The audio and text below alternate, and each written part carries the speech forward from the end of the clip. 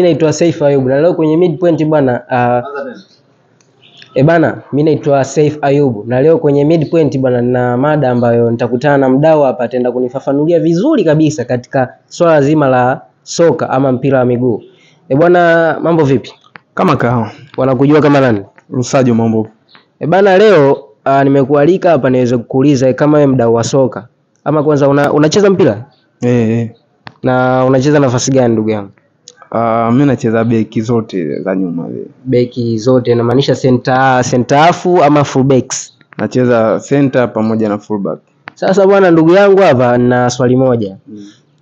Hivi unadhani ukiwa unafanya mazoezi au ukiwa mchezaji mpira na ukiwa unafanya sex, kuna vitu vinaingiliana au kuna kitu ambacho kitapungua kwako wewe kama mcheza mpira? Hilo swali sasa inategemeana na wewe, the way ambavyo mwili wako upo. Kila mtu anajua yeye mwenyewe mwili wake upo vipi. Kuna mwingine anaweza akafanya sexy afu bado akawa fresh tu hata siku ya game, na kuna mwingine inamuathiri sababu sometimes unakuta umechoka, viungo vinachoka, kwa hiyo unakosa ile performance nzuri uwanjani, lakini mwingine hata akifanya fresh tu.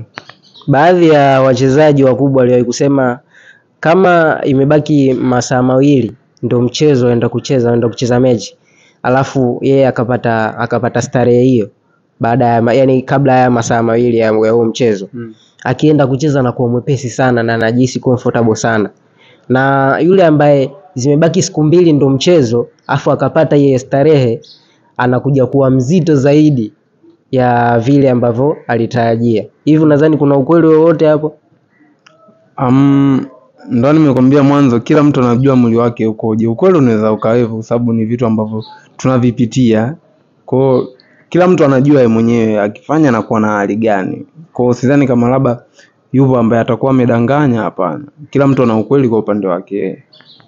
Basi kwa maoni ya mdau wa soka hapa bwana Rusajo, tumeweza kupata kwa tathmini fupi tu juu ya swala zima la michezo, na ukiwa unaendekeza labda na sex vinaingilianaje, unaathirika vipi, unapata faida gani? Mimi naitwa Saif Ayub, nilikuwa na bwana Rusajo Mambopo hapa, mpaka wakati mwingine. Asante. Hii ni Midpoint.